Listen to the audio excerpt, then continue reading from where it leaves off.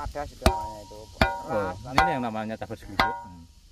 Oh, udah serang-serang tuh, itu hancur. Nanti pecah, kena panas setahun, terus nanti kena hujan, hancur jadi tanah subur kayak gini. Ya. Nah, kayak gini. Kayak gini. Nah, merata kayak gini. Kesehatan itu mahal harganya. Jadi jaga kesehatan Anda dengan minum madu bunga randu 1 hari sekali 1 sendok makan. Insya Allah badan tetap sehat dan tetap kuat.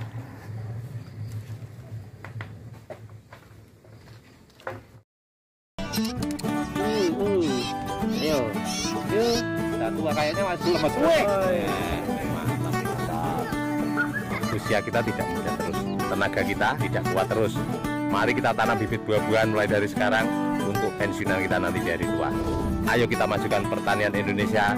Bertani juga menyenangkan dan bisa buat hiburan. Salam pertanian, mudah-mudahan teman-teman semua selalu dalam keadaan sehat walafiat. Jumpa lagi dengan channel Agus Widodo, tani dan penjual bibit durian, penjual madu bunga randu, penjual gunting pruning tanaman kasal Pati Jawa Tengah. Pada kesempatan pagi hari ini ya, kita masuk kerja pertama ya di kebun durian nih. Kita awali di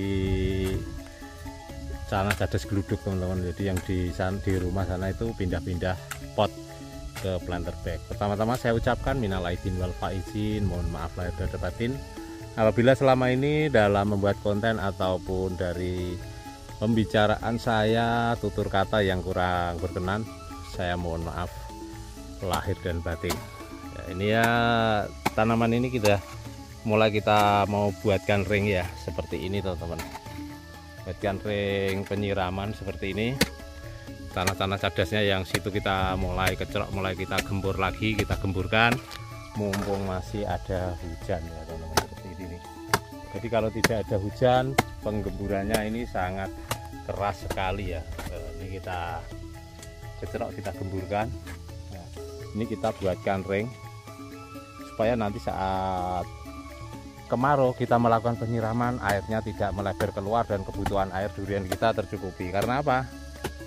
Kunci daripada durian cepat besar, batangnya cepat besar, cabangnya cepat kokoh, cepat berbuah, itu salah satunya kebutuhan airnya memang harus tercukupi teman-teman. Jadi seperti ini. Nah, ya. Terus nanti kemarin kan saya melakukan pemupukan sekitar 1 bulan yang lalu di sini.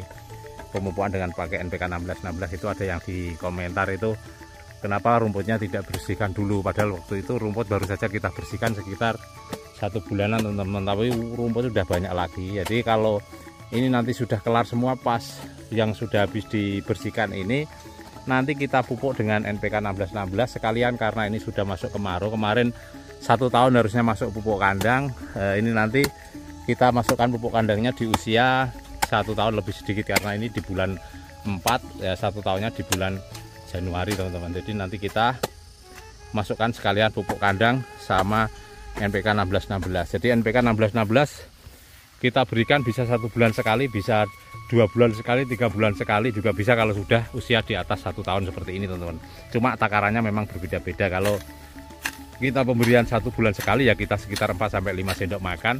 Kalau 3 bulan sekali ya sekitar 1/4 sampai 3 on pupuk NPK 1616. Dan untuk pemberian kotoran kambingnya nanti bisa kita tabur melingkar langsung ya, karena pupuk kohe kambingnya di sana itu sudah hancur, karena harusnya kita berikan bulan 12 kemarin tepat di usia 1 tahun, tapi karena di bulan 12 itu pas puncak-puncaknya musim penghujan, tidak bagus untuk kita memberikan pupuk kandang. Karena apa? Karena tanah bisa lengket dan bisa mendatangkan banyak hama atau bakteri teman-teman.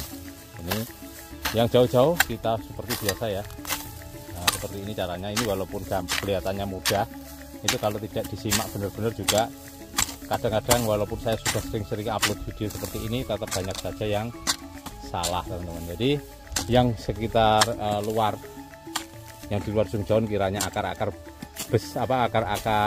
besar sebelum sampai ke sini, ini bisa kita bersih pakai apa, kalau kita sini bilangnya tuh dibesik ya, dipapras sedikit-sedikit pakai cangkul, dan yang di bawah pohon sana itu diwatun atau dibersihkan manual pakai tangan teman-teman.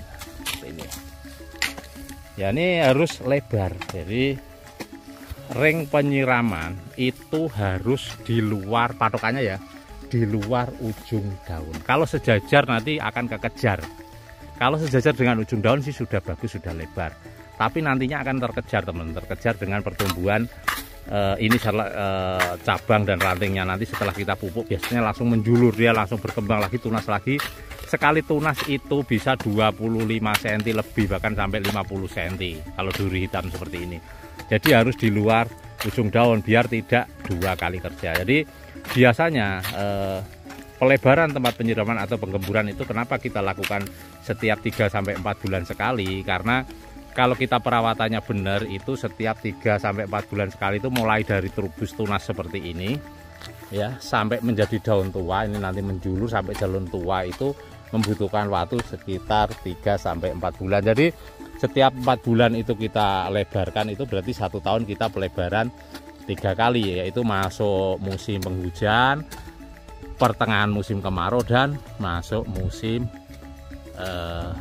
kemarau seperti ini. Jadi masuk penghujan, masuk kemarau, pertengahan musim kemarau.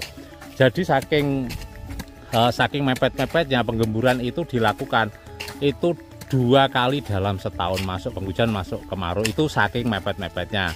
Tapi kalau pengen tanamannya tumbuh dengan maksimal, itu lakukanlah penggemburan seperti ini, pelebaran penggemburan seperti ini itu setiap di 4 bulan sekali, atau 1 tahun bisa 3 kali. Syukur-syukur bisa penggemburan, pembersihan itu bisa 4 kali. Jadi biaya yang paling banyak dalam perawatan durian itu yaitu ini teman-teman. Jadi pelebaran tempat penyiraman, terus pembongkaran tempat penyiraman saat masuk penghujan, sehingga kalau itu ibaratnya tempurung itu terlentang ya, ibaratnya tempurung itu terlentang di saat musim kemarau. Tapi kalau musim penghujan itu tempurung ibaratnya itu tengkurap, jadi saat kena air hujan lari seperti ini hilang. Tapi kalau saat kemarau, saat disiram supaya tidak airnya keluar, dibikin ring melingkar. Jadi dibikin ring melingkar seperti donat ya, seperti itu teman-teman. Nah ini ya seperti ini. Nah ini kan ada ring, jadi penyiraman itu benar-benar bisa maksimal tanaman duriannya. Nanti lanjut nanti cara pemberian pupuknya seperti apa, nanti kita juga akan berikan contoh sekalian teman-teman ya. Seperti ini. Ini kenapa 1 tahun udah segede gini, padahal tanaman bibitnya mungkin teman-teman bisa simak video cara penanaman durian busut di tanah cadas geluduk ya. Mungkin penanaman durian di tanah cadas geluduk itu tahun baru, waktu itu tahun baru setahunnya itu akhir Desember atau awal Januari kemarin. Nah, ini ya. Terus pembuatan ring seperti ini kalau tanahnya miring atau terasering seperti ini, jangan sesekali tanah yang di sini itu diambil. Kalau miringnya ke timur, jangan sekali tanah bagian bawah atau bagian timur ini diambil. Nanti apa? Kalau diambil terus di situ makin dalam makin rusak ya. Yang diambil tanah mana? Tanah yang bagian terasering sini yang digempur. Sekalian digemburkan dibuang ke sini ya, dilebarkan ke sini. Jadi seperti ini loh contohnya. Itu seperti saya tak bikin gulut-gulutan tuh, nanti mau tak kasih tak kasih itu loh ubi jalar. Nah, jadi keras kayak gini tuh kalau kemarau nggak bakalan nih cangkul nih kuat tuh. Mampu ini Pak. Nggak mampu ya Mas Yani. Kalau kemarau nggak bakalan mampu. Tapi kalau cadas-cadas hitam, cadas-cadas coklat seperti ini, kok kita gemburkan saat masuk musim penghujan atau masuk musim kemarau, masih kena hujan sedikit-sedikit kayak gini, wah itu pasti lebih mudah, gacrok bahkan tidak pakai solet. Maksudnya masih agak lunak. Terus cangkulnya juga beda dengan tanah merah. Kalau tanah merah malah cangkulnya pakai solet terus ini bersihin terus. Kalau ini enggak, renyah. Oh. Nanti kalau sudah kena panas, kena hujan, yang keras ini akan hancur. Nah, jadi bedanya itu tadi sekali lagi. Ada sebagian yang menanam durian dengan banyak teori. Banyak teori itu memang dia lebih ke nutrisi ya. Tapi sebagian petani kampung di daerah saya teman-teman, kalau menanam tanaman itu dia banyak praktek itu lebih ke olah tanah sama airnya ya. Jadi kalau pupuk itu udah nomor sekian lah, pupuk umum lah ya. Kalau tidak ada NPK, bahkan NPK 16 mahal itu bahkan kita pakai Ponska dulu itu. itu tanaman masih tetap bisa bagus. Tapi kalau banyakan yang teori itu setiap tanaman mungkin keriting, nanti lebih dia masuk nutrisi ini itu malah tambah puyeng ya. Kalau saya sendiri mungkin teman-teman lihat lebih banyak diolah tanah ya, lebih olah tanah di sini. Cara olah tanah itu harus benar. Jadi tanah yang keras ini digemburkan, dimasukkan ke sini. Jadi makin tahun ya, makin lama gundukan itu makin luas, makin lebar. Akar itu akan mudah menembus. Di saat kemarau kita gerojok pakai air sampai lebih-lebih, itu akarnya itu akan menembus keluar. Dengan pertumbuhan akar seperti itu, maka cabang dan ranting batang itu akan cepat besar, dan otomatis kalau pohon cepat besar ya cepat berbuah gitu loh teman-teman ya. Jadi kalau ada yang tanya, Pak, oh rata-rata itu pertanyaannya itu nggak pusing ya. Jadi pupuknya apa, Pak? Kok ini rusak gini, Pak? Pupuknya apa, Pak? Tanaman saya di musim hujan tiba-tiba kuning. Padahal itu tanaman musim hujan kuning. Itu gara-garanya apa? Drainasenya kurang benar. Jadi begitu turun hujan, curah hujan tinggi, air banyak menggenang di sekitaran bawah pohon, tidak ada buangan air, akhirnya busuk akarnya, tanamannya kuning-kuning, coklat-coklat, daunnya rontok, mati. Nah itu loh. Jadi tidak ada hubungannya sama pupuk, malah kalau penghujan itu mau mati kok karena pupuk itu loh ya. Jadi kurang ini itu, nanti kasih dolomit, kasih apa, dolomit penting, tapi kalau nggak kepepet pet itu jangan. Kalau saya itu, walaupun itu memang dianjurkan di di pertanian itu harus pakai dolomit, cuma saya kalau nggak kepepet pet dalam artian apa, udah terlanjur tangannya itu sudah terlena, tergenang air, lengket sampai tanaman itu keriting-keriting sudah pada rontok, sudah mau mati, itu baru itu boleh kepepet itu namanya ya. Kalau belum itu ya masih saya akal, saya gemburkan tanahnya, kita balik tanahnya, rumputnya kita balik, rumputnya taruh bawah, ditumpangin sama tanah-tanahnya, nanti digemburkan, itu paling pulih lagi itu ya. Ini dibersihkan kayak gini. Ini di luar ujung daun Pak, dikepras pakai ini. Kadang-kadang ya ada yang tanya, wah itu nanti akarnya pada putih. Jadi kira-kira namanya kita dikasih akal ya, supaya rumputnya tidak akarnya tidak terkena, gimana caranya gitu. Kalau sering-sering digemburkan kayak gini ya nggak sampai lah akar itu ke atas, kecuali tanahnya digunduk-gunduk, bawah pohonnya di bawah batangnya dikubur pakai air, dibiarkan lama, disiram, dibiarkan, akhirnya ya akar serabut naik semua. Akar serabut naik semua, nanti curah hujan tinggi, terkena air, busuk, akhirnya pangkal batangnya busuk, mati gitu loh ya. Itu banyak pertanyaan-pertanyaan seperti itu. Kok Pak Agus tanaman cepat besar? Tanaman cepat besar itu pakai prosesnya seperti ini, olah tanah ya. Oh. Ya memang biaya tinggi di sini. Kalau biaya pupuk sama semprot itu nggak banyak. Tanaman durian itu kalau menurut saya 1 tahun itu paling longgar 600.000. Kalau orang yang ngarahkan, yang kerja bener, yang ngarahkan bener tuh 600.000 itu sudah tak bikin longgar.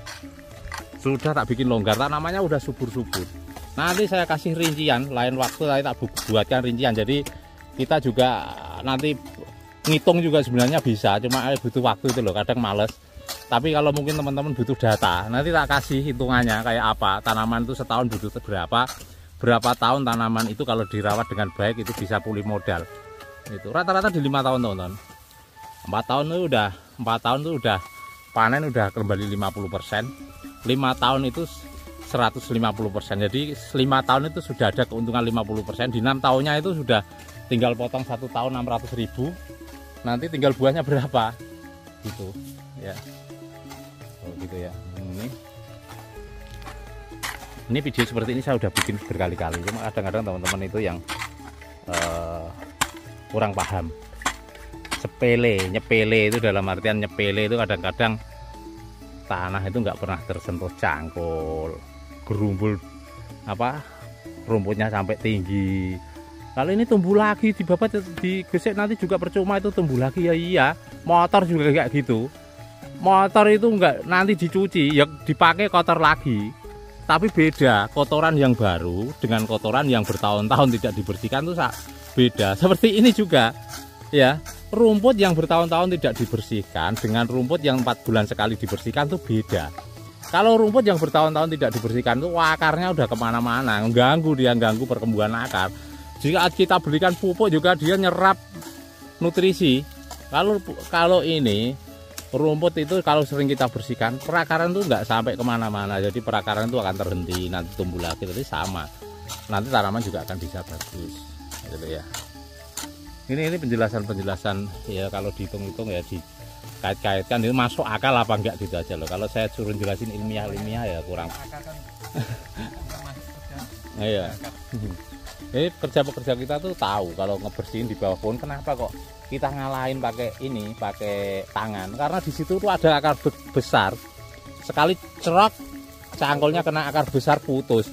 Tanaman itu nggak bisa disambung lagi, Pak. Walaupun nyambung ya lama prosesnya gitu loh. Kalau tepat, kalau masih nempel ya itu loh. Kalau kita bersihkan seperti ini ya itu perakaran itu yang sana, akar besarnya tidak terganggu. Nanti kalau tanaman ini udah berkembang, akar besarnya kelihatan. Jadi namanya kalau di sini bilangnya tambi, akar tambi.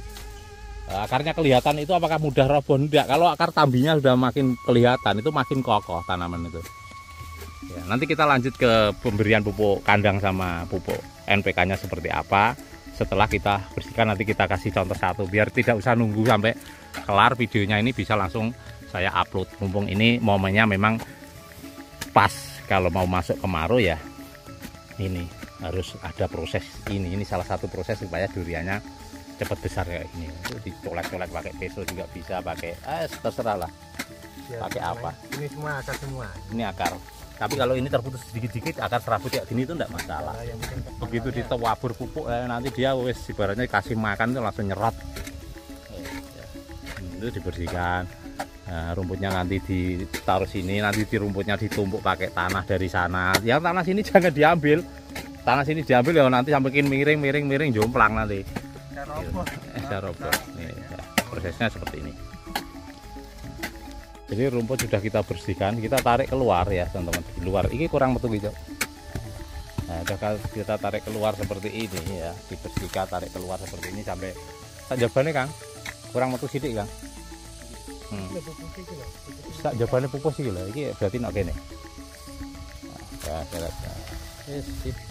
Jadi di luar ujung daun patokannya ya. Nah, sip, buat ditumpangi. Ini seperti ini. Tarik Kang, itu Kang. Nah nanti itu rumput itu ditumpangi ya, ditutup dengan tanah-tanah yang galian cadas sana. Nanti kalau memang jauh ya biasanya kita angkut pakai karung. Nah itu kalau kemarau ya rasepol itu loh. Wadah keluar api ini kalau kemarau. Ini yang dinamakan cadas gluduk ya. Di mana sini tuh nyebutnya cadas gluduk. Jadi cadas yang sudah keras saat kemarau itu namanya tanah cadas gluduk. Jadi kalau orang beli tanah di sini itu kok murah itu, itu cadas gluduk gitu. Tapi cadas gluduk bisa jadi tanah yang subur sebenarnya, lebih subur dari tanah gembur. Kalau kita olahnya benar, olah tanahnya benar. Itu mau dikasih pupuk apapun kalau nggak digemburkan ya tanaman nggak bakalan bisa subur. Digemburkan kayak gitu, nanti dibuat nutup rumput yang kita gali. Jadi rumput itu nanti membusuk, itu akan menjadi kompos ya gitu loh ya. Komposnya kompos alami ya itu. Tapi kalau kita ngandalin kompos alami, tidak pakai pupuk NPK, tidak pakai kohe kambing juga tanaman nggak bakalan bisa subur. Kalau kita nanamnya durian premium, kalau nanamnya durian hutan, rontok daunnya busuk, rumputnya busuk, nanti akan jadi pupuk itu sudah bisa subur. Tapi kalau kita bicara durian premium, karena harganya mahal ya itu mungkin ini perawatannya harus ekstra. Oh itu Pak Ndu. Ini yang menjaga hutan sini. Penjaga sini Pak Ndu. Baik sini tuh.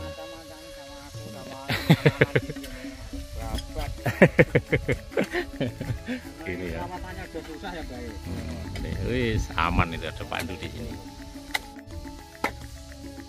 Oh, tak ya. Wih. Wis Kang Ben Kang kok ajur. Nanti kalau sudah kena hujan, kena panas setahun, nanti diguyur hujan masuk penghujan besok tahun depan ya gembur lagi. Nanti tahu-tahu orang kesini tanah gembur ini dibilang cadas gluduk, nggak taunya ini harus bergelut dengan cangkul ini. Oh, tiang-tiang itu keras itu. Nanti kalau sudah kena pupuk, kena panas, hujan, ya hancur ini. Tuh, namanya itu penggemburan. Kalau di kampung itu gini, orang itu nanam. Kalau Pak Ndu lewat, tanahnya nggak pernah dicangkul. Tanah nggak bau cangkul, mana bisa subur gitu. Kalau orang kota, tanah subur itu yang ditanya pupuk terus, padahal pupuk itu mengandung padat tanah. Ya, nah kalau terlalu banyak pupuk malah padat. Harus seimbang. Penggemburannya diperbanyak, pupuknya tinggal nambah sedikit-sedikit. Begitu ya. Kalau mengandalkan pupuk sekedar untuk istilahnya untuk impus lah orang sakit itu ya. Untuk pertolongan pertama. Pertolongan sementara. Selanjutnya ya memang kayak gini. Wes, itu loh keras kayak gitu. Nanti dikira kita bikin keras tuh. Oh. Cerang-cerang mbok kira. Oh. Betul Pak Colong Kang. Kalau dodos ini harus pakai dodos, pakai linggis nanti kalau udah mentok. Nanti lama-lama ini kita lebarkan, yang atas kenapa kita ambil, yang bawah tidak kita ambil. Jadi nanti walaupun ini tadinya posisinya miring, di tanaman ini udah melebar, ini udah bulat sempurna, bagus. Tanaman juga jos, mantep nanti kayak gitu. Oh. Bagus nanti. Ini walaupun tak ada geludus ya. Dulu saya nanam itu komentarnya di bawah itu nggak yakin. Kalau saya udah yakin duluan, nanam kok nggak yakin. Itu padat juga itu. Ini yang namanya tagas geludus. Oh, dia serang tuh, itu hancur. Nanti pecah, kena panas setahun, terus nanti kena hujan, hancur jadi tanah subur kayak gini. Ini bahan pupuk loh, bahan pupuk Ponska itu ini cadas. Sebagian dicampur sama itu. Keras. Tapi kadangnya ada emas. Wah. Ini mas. Mas mul. Kita berikan pupuk kandang ini udah lama sekali di sini. Sudah terfermentasi alami karena rumput-rumput udah pada tumbuh ya. Jadi ciri-cirinya terfermentasi secara alami itu rumput itu udah pada tumbuh. Nah, seperti ini.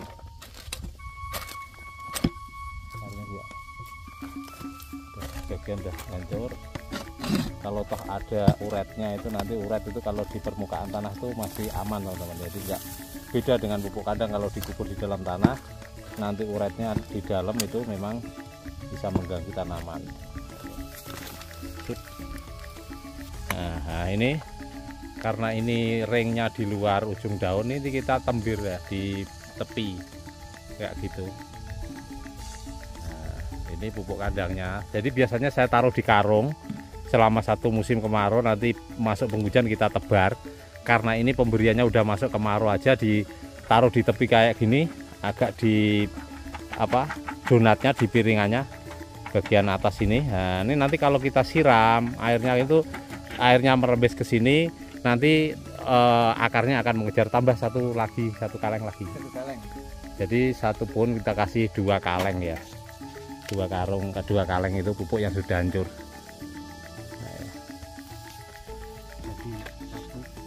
Jadi tanah nanti sama itu yang masih bulat dimasukkan, tapi udah lama, udah terfermentasi. Di atas sana juga sudah kita sediakan teman. Jadi nanti untuk tanaman di sini itu memang sudah kita persiapkan. Kalau sudah lebih dari 1 tahun memang sudah kasih pupuk kandang kayak gini. Kalau untuk NPK-nya tadi bisa 2 bulan sekali, bisa 1 bulan sekali, bisa 3 bulan sekali. Kalau sudah 1 tahun lebih ini sih pemberian dikira-kira sesuaikan dengan postur. Nah, kayak gini. Nanti tanaman akan subur. Jadi kalau di sini ini dikasih 1 karung, itu ngasihnya pupuknya belum terfermentasi, baru dari kandang, itu saat bulan 5 atau bulan 6 ya, pokoknya udah kemarau, taruh di karung, jadikan 2 teman-teman. Jadi ngikat karungnya di ujung tetap, nanti digeledakin, dilebarkan kayak gitu. Itu juga bisa kanan kiri, nanti masuk penghujan di tebar keliling kayak gini. Dah, ini cukup segini aja. 2 embor, sama ambilkan NPK mas sekalian di pupuk NPK. NPK itu bisa digali muter, bisa langsung ditabur. Kalau ini masih masih sering turun hujan. Nah, ini kita tabur dikira-kira lah. Ini kita biasanya pakai 1 bulan sekali, kadang juga kita pakai 2 bulan sekali, seperempat apa itu 2 on 2 bulan sekali, 3 bulan sekali 3 on, 2,5 juga apa seperempat kilo sampai 3 on. Jadi dikira-kira lah, ditebar merata kayak gini. Ini 1 bulan yang lalu udah kita kasih, tapi ya sedikit-sedikit ya teman-teman. Kalau diperkirakan ya sekitar 4 sendok makan lah ya. Tapi ini tambahin nggak apa-apa Mas. Tambahin kayak gini. Merata kayak gini. Nah, ini kalau kena di dekat batangnya, kalau pohon sudah segini, asal tidak jadi satu, mau mas seperempat kilo langsung taruh situ, itu bahaya. Tapi kalau ditebar keliling, terus di situ dikena apa bawah pohonnya kena, itu juga tidak masalah. Kayak gini. Tapi kalau di permukaan tanah kayak gini nanti rumputnya juga subur lagi, tapi tetap tidak bisa lari keluar apa karena ada ring melingkar ini tadi ya teman-teman. Oke, terima kasih, mudah-mudahan teman-teman semua selalu dalam keadaan sehat walafiat. Salam pertanian dan sukses buat semuanya. Amin.